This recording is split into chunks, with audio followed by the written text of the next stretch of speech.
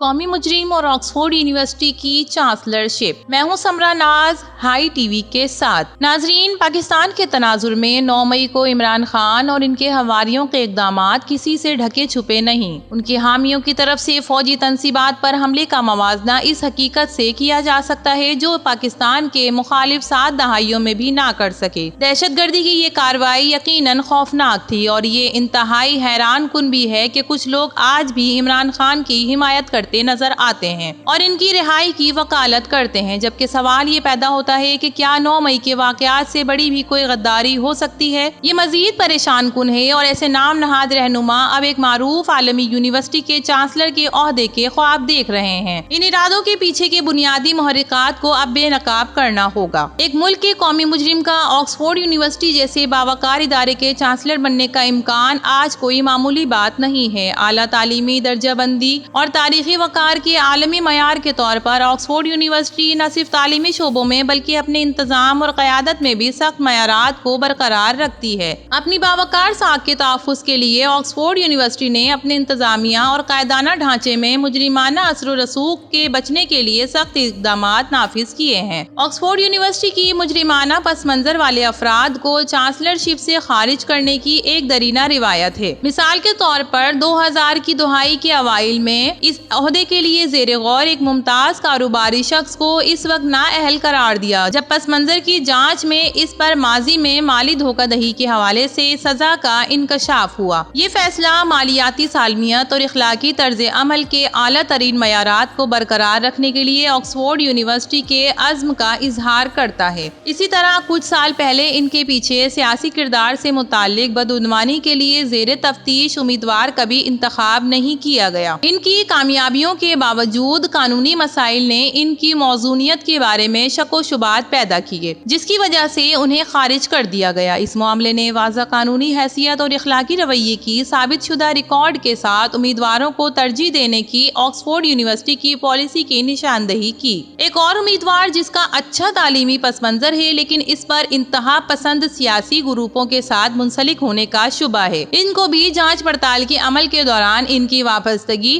اور مفادات کی ممکنہ تنازعات کے بارے میں جو خدشات سامنے آئے اس کے بعد انہیں ہٹا دیا گیا۔ اس فیصلے نے اپنی اقدار کو برقرار رکھنے اور اس بات کو یقینی بنانے کے لیے قائدانہ عہدے انتہا پسندی کے اثر و رسوخ سے آزاد رہیں۔ آکسفورڈ یونیورسٹی کے عزم کو یہ عوامل تقویت بخشتے ہیں۔ ناظرین، حال ہی میں ایک برطانوی اخبار دی گارڈین نے آکسفورڈ یونیورسٹی کے چانسلر کے عہدے کے لیے پی ٹی آئی کے بانی عمران خان کی ممکنہ امیدواری کا جائزہ لیا ہے۔ دی گارڈین نے عمران خان کی مناسبیت کے بارے میں خدشات کا اظہار کیا اور ماضی میں ان کی جانب سے طالبان کی تعریف و توصیف اور متنازع بیانات کا حوالہ بھی دیا۔ اس میں اسامہ بن لادن کو شہید قرار دینا بھی شامل ہے۔ اخبار نے سوال کیا کہ کیا خان اپنے ماضی کے تبصروں اور وابستگی کے ساتھ اس کردار کے لیے مناسب انتخاب ہوں گے؟ گارڈین اخبار نے پی ٹی آئی کے بانی کی نامزدگی پر تنقید کرتے ہوئے کہا کہ یہ آکسفورڈ یونیورسٹی کے موجودہ اور ماضی کے طلباء کی توہین ہے۔ اخبار نے نامزدگی پر عدم اعتماد کا اظہار کیا اور عمران خان اور ان کے حامیوں پر زور دیا کہ وہ اس پر دوبارہ سے غور کریں۔ اس کے بجائے دی گارڈین نے لیڈی ایشن اینجلونی کی آکسفورڈ یونیورسٹی کی چانسلرشپ کے لیے مثالی امیدوار کے طور پر توثیق کی اور انہیں ادارے کے لیے ایک قیمتی اثاثہ قرار دیا۔ آکسفورڈ یونیورسٹی میں چانسلر کے عہدے کے لیے انتخاب 28 اکتوبر کو ہونا ہے، جس میں 2,50,000 سابق طلباء اور عملہ آن لائن ووٹ ڈال رہے ہیں۔ نیا چانسلر 10 سال کی مدت کے لیے کام کرے گا۔ پاکستان اسرائیل کو تسلیم نہیں کرتا اور فلسطینیوں کے خلاف ان کی ظالمانہ اقدامات کی مذمت کرتا ہے، مگر عمران خان کی حمایت میں اسرائیل بھی پیش